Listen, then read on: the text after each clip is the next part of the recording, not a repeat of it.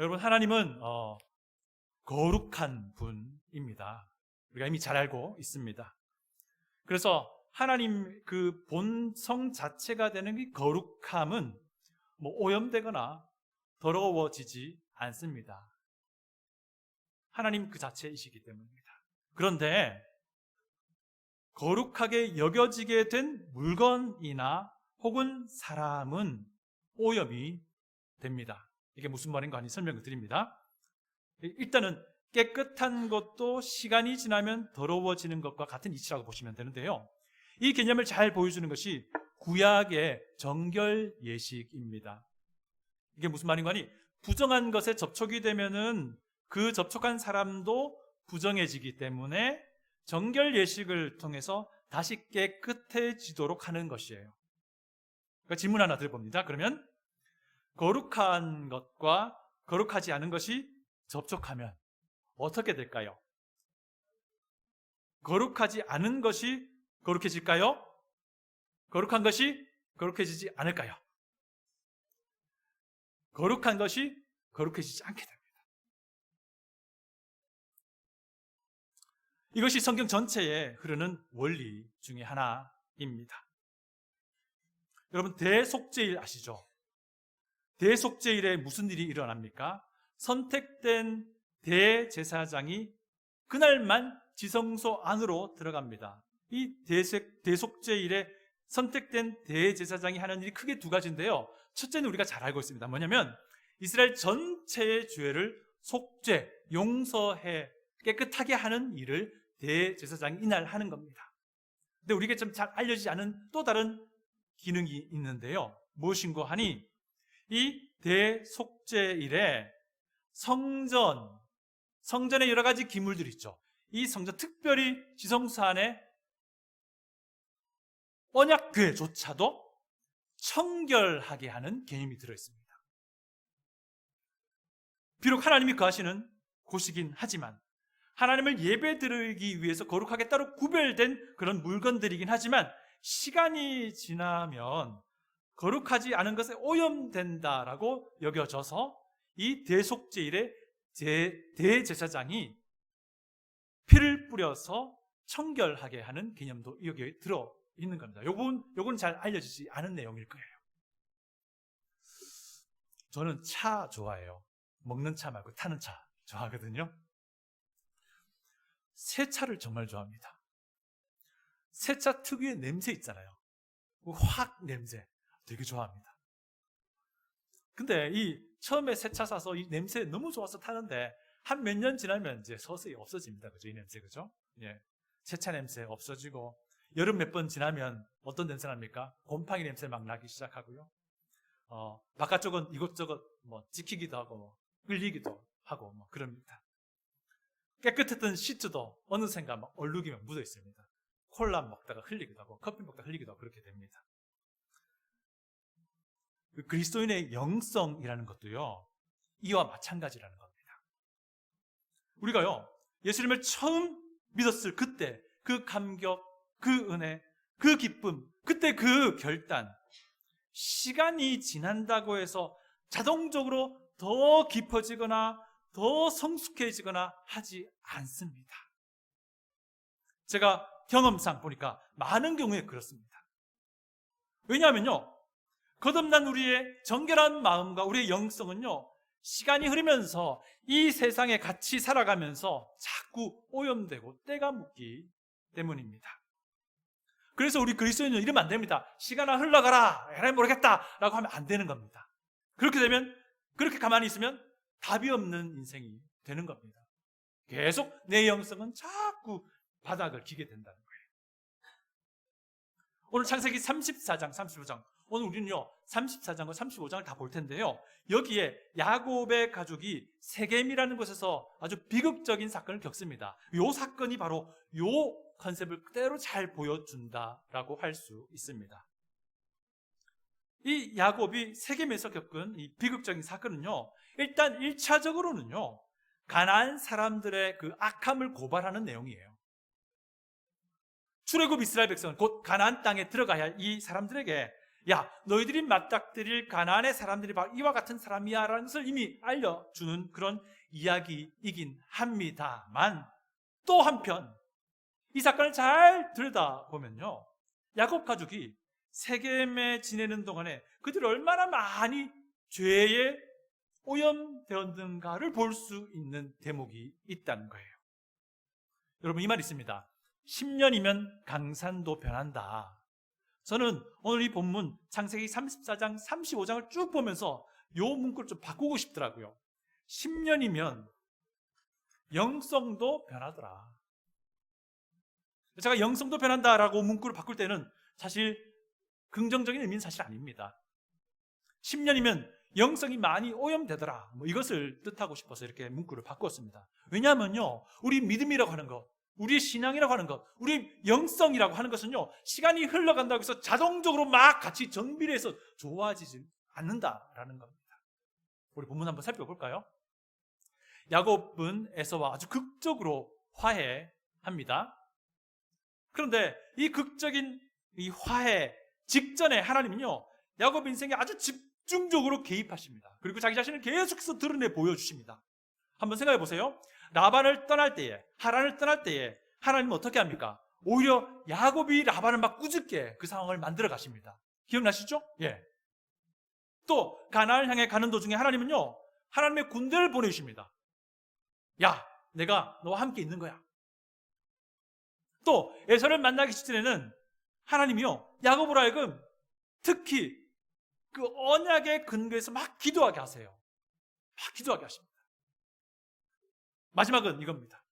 야복강 혼자 건너지 않고 홀로 남아있을 때에 하나님이 야곱에게 찾아오시고 싸움을 거세요. 함께 막 레슬링을 합니다. 그때 하나님은 야곱의 허벅지 관절을 골절시킵니다. 야, 네 힘으로 하는 거 아니야. 그리고 새 이름 주시죠. 이스라엘. 내가 이제 싸우는 거야. 그렇게 해서 야곱은 형 에서와 굉장히 극적인 기적과 같은 화해를 이룹니다. 그리고 나서 어떻게 됩니까? 형과 헤어진 뒤에 야곱은 곧장 숫곳이라는 곳을 갑니다. 그곳에서 임시로 집을 짓고 가축을 칩니다. 여기에 있었던 기간은 그리 오래 되지 않은 것으로 보입니다. 그리고 곧장 요단강을 건너서 가나안 땅으로 들어갑니다. 그리고 야곱이 가나안 땅에 돌아와서 처음 정착한 곳이 바로 오늘 본문의 배경이 되는 세겜입니다. 그런데 세겜은 굉장히 좀 의미 있는 지역이기도 해요.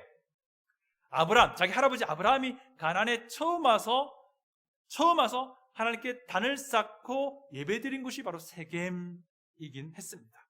아마 그래서 그런지 몰라도 이 야곱도 세겜의 땅을 사고 하나님께 단을 쌓고 예배를 드리고 이곳에 그냥 정착해 버리고 맙니다. 그런데 여러분 기억해야 할 것이 있는데요, 야곱이 가나안 땅에서 우선적으로 들러야 할 곳은 세겜이 아니었어요. 어디였을까요? 베델이었어요. 베델. 20년, 약 한 21년쯤 전에 어떤 일이 있습니까? 가나안 땅을 떠나게 됐을 때에 야곱이 생전 처음으로 하나님을 대면한 곳이 바로 베델이었습니다. 하나님 만나고 끝나지 않고요, 야곱이 거기서 하나님께 약속합니다. 하나님께서 나를 다시금 안전하게 이곳 가나안으로, 아버지 집으로, 고향으로 돌아오게 하신다면 내가 지금 막 이렇게 세워놓은 이 돌베개, 이것이 하나님의 집이 될 것이고 하나님이 그때까지 나에게 축복하신 것의 10분의 1을 하나님께 올려드리겠습니다 라는 약속을 합니다. 이게 무슨 말입니까? 나 돌아오면은 베델로 와서 여기서 하나님께 예배드리겠습니다 라는 그런 의미였어요. 그런데 베델로 곧장 가지 않고 야곱이 세겜에 머물고 있는 거예요. 오늘 본문이 바로 그 배경을 가지고 있습니다. 여러분, 이건 진짜 어려운 질문인데요, 야곱이 세겜에 얼마나 머문 것처럼 보입니까? 33장, 34장 넘으면서 보시면요,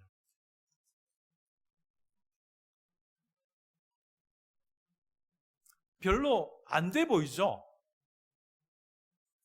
그런데 이 연대를 계산해보면요, 최대 10년을 세겜에 머무는 겁니다. 야곱의 연대를 계산하려면요, 요셉까지 가서 거꾸로 올라와야 되거든요. 이 복잡하기 때문에 제가 먼저 결과를 말씀을 드린 겁니다.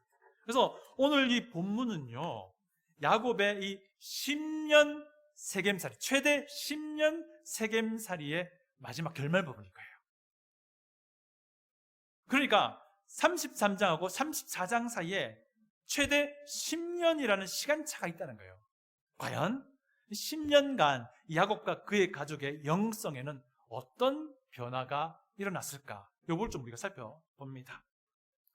10년 세겜살이 막바지에 야곱 가족 위기가 옵니다.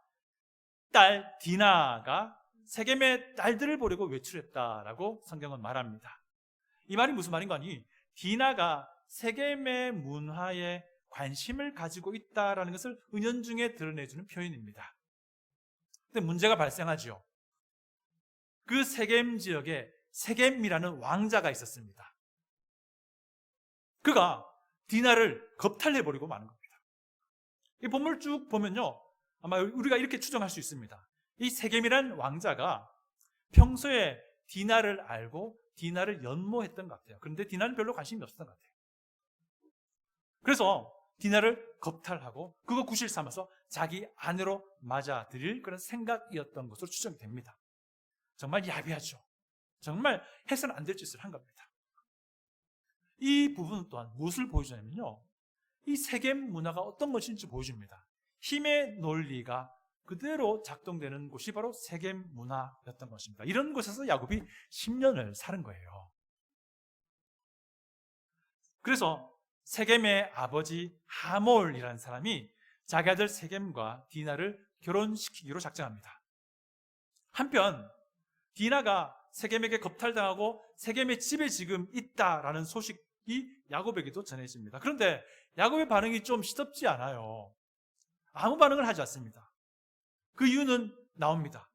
지금 자기의 힘의 근원이 되는 그 아들들, 그죠? 아들들이 지금 다 목축을 위해서 집을 떠나 있기 때문에 힘을 못 쓴다라고 생각을 했다라고 성경은 말합니다.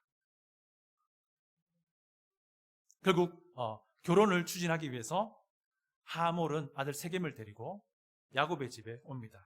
그때 이미 야곱의 아들들, 디나의 오빠들은 목축을 마치고 아주 그 얘기 듣고 분개한 채로 지금 야곱 아버지 집에 같이 있는 상황입니다.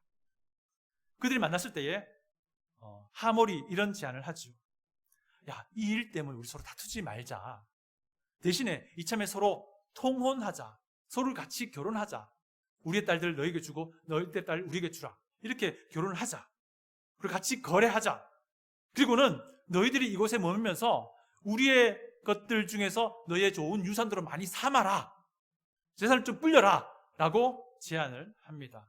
여기에 세겜도 한마디 더 거들죠. 디나를 자기에게 아내로 주기만 한다면 어떠한 것들을 혼수로 요구하더라도 내가 다 주겠다라고 말을 합니다. 어쩌면 그가 한 겁탈은 정말 비열한 짓이지만 이 부분만큼 또 이상하게 좀 책임을 지려는 모습이 보이기도 합니다만은, 그러나 사실 하몰과 세겜의 속셈은 따로 있었습니다. 다 같이 34장 21절부터 23절을 읽어봅니다. 34장 21절부터 23절 제가 읽어드립니다.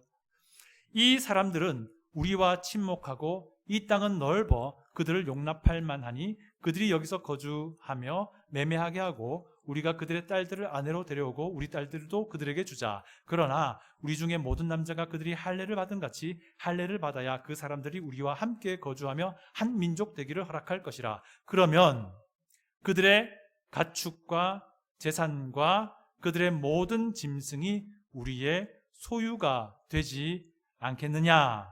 다만 그들의 말대로 하자. 그러면 그들이 우리와 함께 거주하리라. 이 말은 세겜 사람들을 이들이 설득할 때 한 말입니다. 통혼하며 같이 이렇게 올려 살다 보면은 자연스럽게 야곱의 그 큰 재산들이 다 세겜 사람들에게 넘어올 것이라고 생각을 한 것입니다. 야곱의 막대한 그 재산을 노린 속임수의 일종인 것이죠.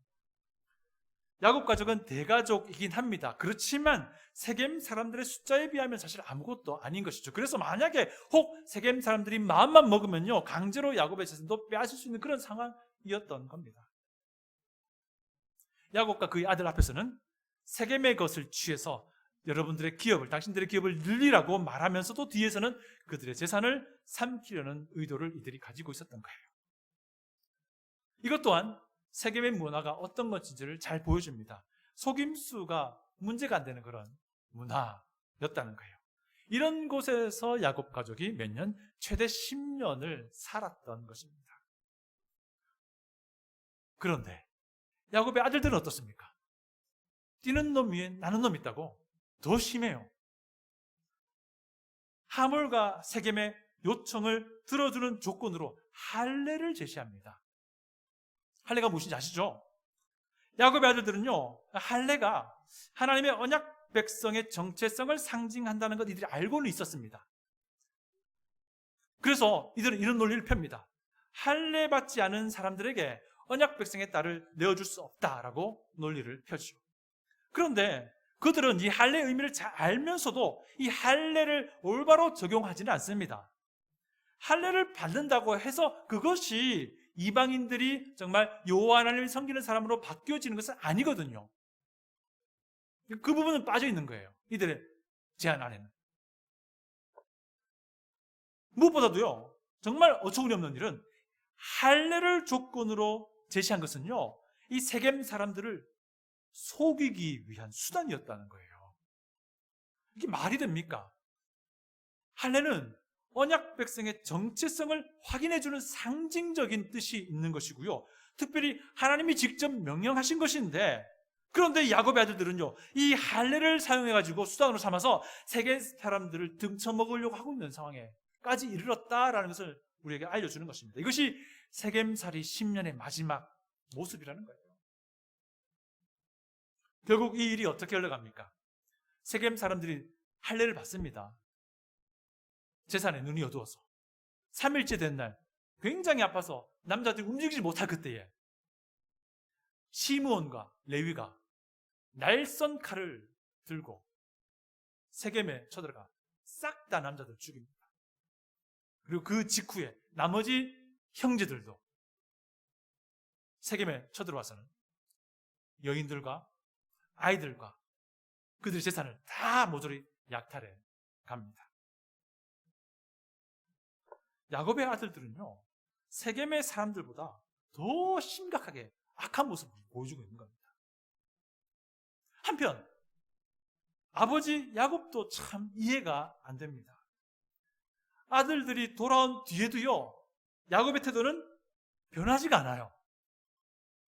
전면에 나서지 않습니다. 하나님의 언약 백성에게 이런 악행을 저지른 세겜이라는 사람에 대해서 거룩한 분노를 발해도 될 텐데 그러지 않고 계속 뒷짐지고 오히려 아들들이 나서서 일을 처리하고 있는 것이죠. 더군다나 야곱은요, 세겜 주변에 있는 세겜과 이웃한 이 가나안 족속들, 세겜도 가나안 족속 중에 일부거든요. 가나안 족속들에게 자기네들이 이 일 때문에 몰살당할 것을 오히려 염려하고 걱정하는 그런 모습을 보여주고 있다는 겁니다. 34장 30절 31절 제가 읽어드립니다. 야곱이 시므온과 레위에게 이르되 너희가 내게 화를 끼쳐 나로 하여금 이 땅의 주민 곧 가나안 족속과 브리스 족속에게 악취를 내게 하였도다. 나는 수가 적은즉 그들이 모여 나를 치고 나를 죽이리니 그러면 나와 내 집이 멸망하리라. 그들이 이르되, 아들들입니다. 그가 우리 누이를 창녀같이 대우함이 옳으니까. 이 거룩한 분노를 발할 줄도 모르고 이 중대한 사안에 앞서서 발벗고 나설 줄도 모르는 이런 오히려 가나안 족속들에게 몰살당할까 염려하고 걱정하는 이런 야곱의 모습이 결국 세겜살이 10년의 결론이라는 것입니다. 야곱의 아들들 더 심하죠. 더 심하죠. 세겜 사람들보다 더 악독하고 더 아주 안 좋아요. 질이 안 좋습니다. 이게 세겜살이의 결과라는 거예요. 무엇보다 더군다나 이 거룩한 상징인 할례를 거들먹거리면서 속임수의 도구로 쓰고 있는 거예요. 이들의 이 모습이 과연 33장에 등장하는 이 야곱의 그 모습과 도저히 설명이 안 됩니다. 전혀 다릅니다. 그렇죠? 왜 이들의 신앙이, 이들의 영성이 이렇게까지 바닥을 칠까? 10년이란 시간인 겁니다. 10년이란 시간 동안 세겜 문화에 그냥 서서히 젖어 들어간 거예요. 여러분, 34장을 보시면요, 하나님이란 단어가 안 나옵니다. 뭔가 의미가 있겠죠. 이게 무슨 의미냐면요, 세겜살이 10년이 야곱과 그의 아들들에게 어떠했는지를 은유적으로 보여주는 거예요. 영적 기준이란 것이 심각하게 낮아져 있는 그런 언약 백성의 삶을 은유적으로 이야기하고 있는 겁니다. 우리 그리스도인도 마찬가지예요. 우리 그리스도인 야곱이 그간 걸어갔던 그 길 그대로 경험해 갑니다. 우리는 신앙생활하면서 여러 가지 영적인 경험들을 하고 감사드리고 아주 기뻐합니다. 베델에서 하나님을 만난 적도 있고요, 야복강가에서 하나님과 막 씨름하기도 합니다. 때로는 하나님이 나 치시고 나 훈련시키려고 내 허벅지를 막 부러뜨리기도 하십니다. 기적적으로 에서와 화해하게 하는 그런 하나님의 은혜의 손길을 우리가 보기도 합니다. 그런데 이 세겜살이 10년을 거치면서 야곱의 영성이 바닥친 것처럼, 그의 아들 바닥친 것처럼 우리도 그렇게 될 수 있는 겁니다. 세겜에 살면서 세겜의 무당에 그냥 막 젖어 들어가는 겁니다. 거룩은요, 이런 식으로 오염되어 가는 거예요. 자꾸 때가 묻어지는 겁니다. 그래서 심지어는요, 할례를 사기치는 수단으로 사용하기까지 이를 수 있다는 거예요. 우리도 마찬가지입니다. 우리는 필연적으로 땅에 발을 디디고 삽니다. 우리의 영성이 시간과 정비례해서 자동적으로 깊어지고 성숙해지면 얼마나 좋겠냐면 그렇지 않습니다. 그냥 살아가면요, 때 묻고 그냥 그 세상에 젖어들게 되고요, 이게 좌우를 분간하지 못하는 지경에까지 이를 수도 있게 된다는 거예요. 우리의 신앙은요, 시간과 항상 정비례하지 않습니다. 그렇다면 어떻게 해야지 됩니까? 어떻게 하면은 시간과 정비례하여 우리의 신앙이, 우리의 영성이 더 깊어지고 성숙해질 수 있느냐 말입니다. 저는 그 답을 35장에서 찾기를 원합니다. 야곱이 베델로 이제 막 돌아가기 시작하는 그 장면에서 저는 세 가지 우리가 훈련해야 할 것이 있다라고 권면을 드립니다. 첫 번째는요, 하나님의 말씀에 즉시 순종하는 훈련을 우리가 평소에 해야 됩니다. 세겜살이 10년 막바지에 야곱은요, 정말 놀랍게도요, 하나님의 말씀에 즉시 순종합니다. 절체절명의 위기 앞에서 하나님이 야곱에게 이렇게 말씀하십니다. 35장 1절부터 3절입니다. 제가 읽어드립니다. 하나님이 야곱에게 이르시되 일어나 베델로 올라가서 거기 거주하며 내가 내 형 에서의 낯을 피하여 도망하던 때에 내게 나타났던 하나님께 거기서 제단을 쌓으라 하신지라. 야곱이 이에 자기 집안 사람과 자기와 함께한 모든 자에게 이르되 너희 중에 있는 이방 신상들을 버리고 자신을 정결하게 하고 너희들의 의복을 바꾸어 입으라. 3절입니다. 우리가 일어나 베델로 올라가자. 내 환난 날에 내게 응답하시며 내가 가는 길에서 나와 함께 하신 하나님께 내가 거기서 제단을 쌓으려 하노라 하매. 사실 세겜살이의 처음 시작은 괜찮았어요. 제단 쌓고 예배드림으로 시작을 했습니다. 그런데 이 10년의 시간이 흐르면서 모든 게 다 흐트러진 거예요. 그래서 하나님은요, 베델로 가서 제단을 쌓고 예배드리라 라고 명령을 한 겁니다. 야곱은 참 희한하게도 군말 없이 바로 순종하며 실행합니다. 이게 하나님의 뜻이라고 받아들인 겁니다. 그 이유가 있습니다. 이 명령은요, 야곱이 약 30년 전쯤에 베델에서 한 약속을 기억하라는 메시지이기 때문에 그래요. 하나님께 그때 약속했던 바로 그 약속이 하나님의 뜻이라는 것을 하나님이 이때 알려주는 겁니다. 그래서 야곱은 이 10년 세겜 10년 살이를 그만두고 세겜 문화를 이제 벗어나기 시작하는 것입니다. 성도 여러분, 우리는요, 평소에 하나님의 말씀과 하나님의 뜻에 즉시 순종하는 훈련이 되어야 됩니다. 이게 습관이 안 되면요, 넘어집니다. 이게 습관이 안 되면 안 돼요. 한 가지 팁을 드립니다. 하나님의 말씀에 즉시 순종하는 훈련을 잘 하려면요, 우선적으로 하나님의 말씀하고 친해지셔야 된다는 거죠. 팁을 드립니다. 두 번째는요, 숨겨진 우상을 끄집어내는 훈련을 우리가 해야 됩니다. 평소에. 하나님의 뜻에 순종하기로 결정하고 나서 야곱이 맨 처음 무엇을 합니까? 집안에 퍼져 있던 이방 신상들을 모조리 다 모아서 버리는 일을 합니다. 35장 4절 5절입니다.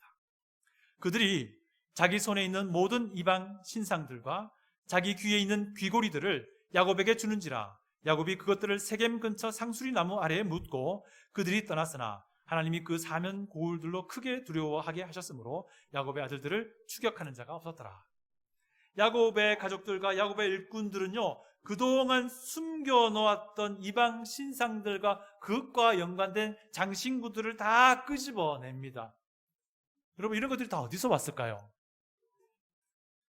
아마 그 시작은 라헬 엉덩이 밑에 깔려 있었던 그 드라빔이었을 것은 분명한데 그것이 새끼를 치지는 않았을 거예요. 그렇죠?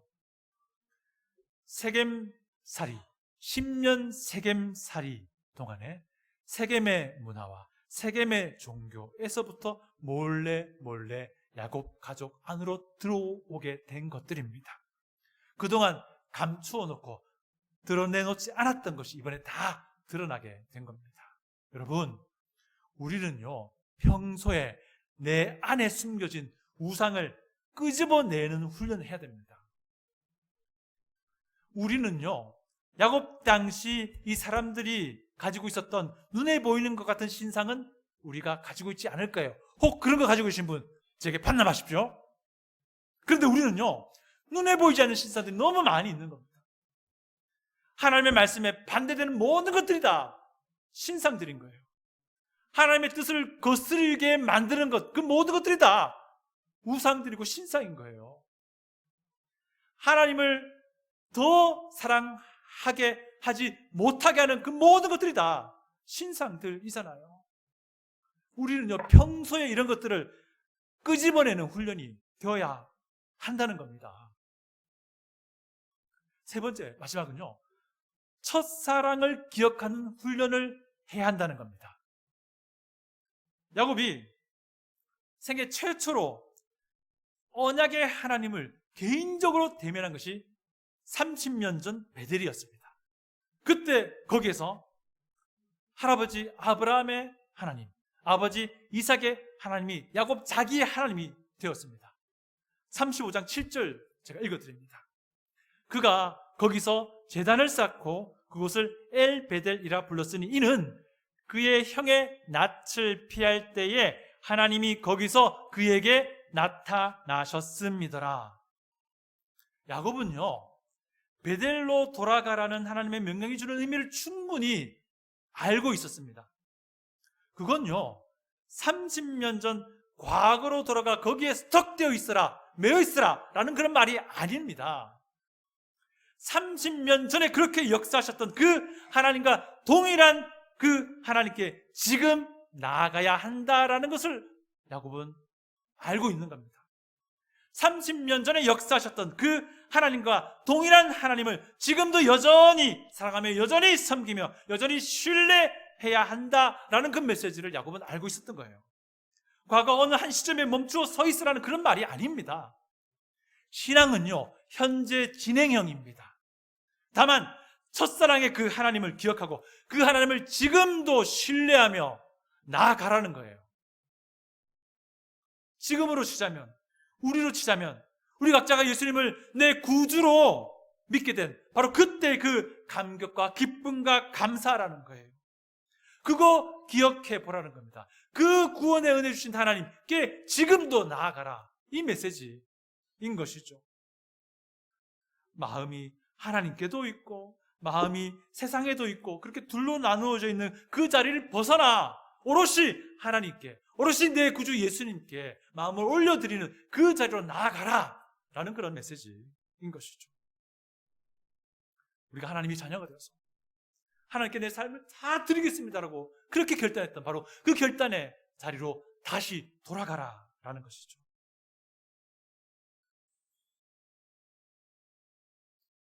야곱이요, 베델로 돌아왔습니다.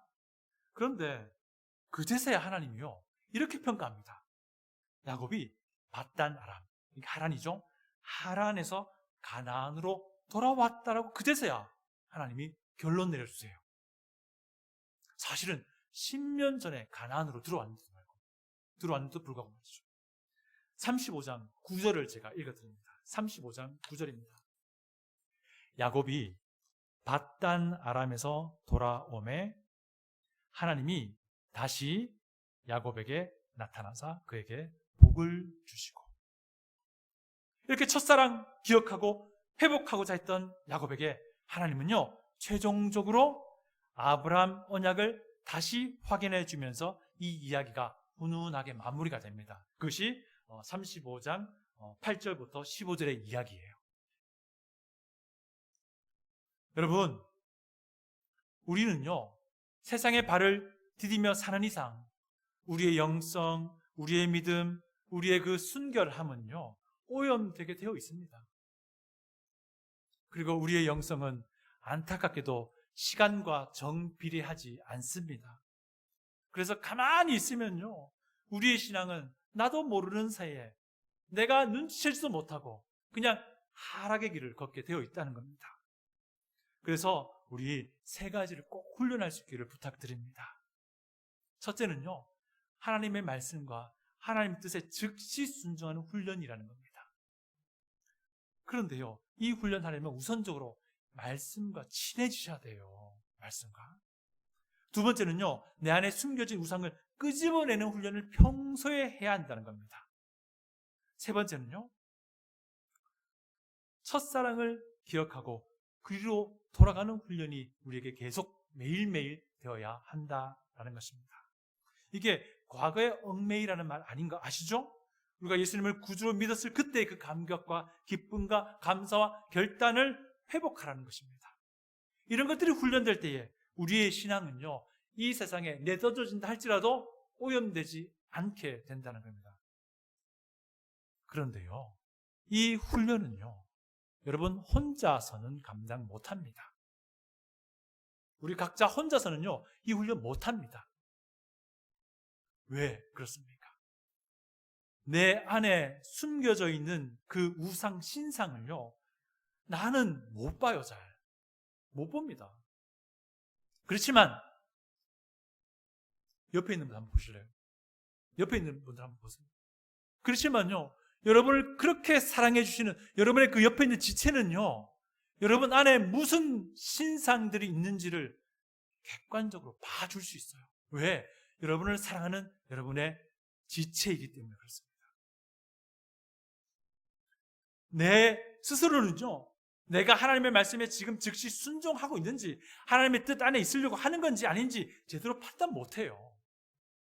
그렇지만 여러분 옆에 있고 뒤에 있고 앞에 있는 여러분의 지체들은요 여러분을 사랑하는 마음으로 여러분이 정말 하나님의 뜻에 순종하는지를 잘 봐줄 수 있는 거예요.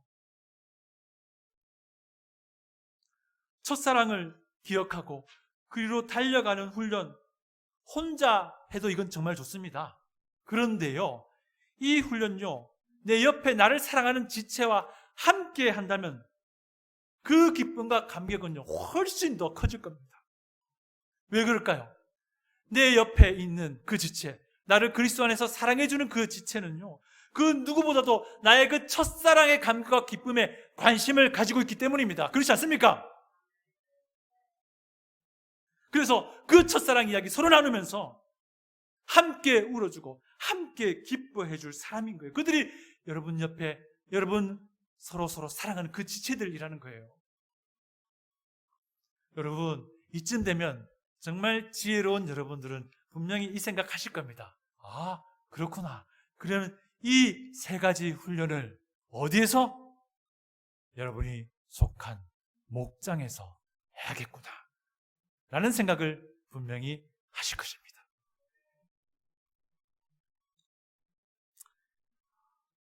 이런 지체를 사귀라고요. 여러분, 때로는 불편할 수도 있겠지만 목장을 만들어 놓고 나누어 놓고 여러분들 그 목장에 배분해 놓은 겁니다. 매 주일 목장 모임 때마다 이 훈련을 같이 한번 해보시길 부탁드립니다. 오늘 당장 이 세 가지 훈련 한번 해보시기를 부탁을 드립니다.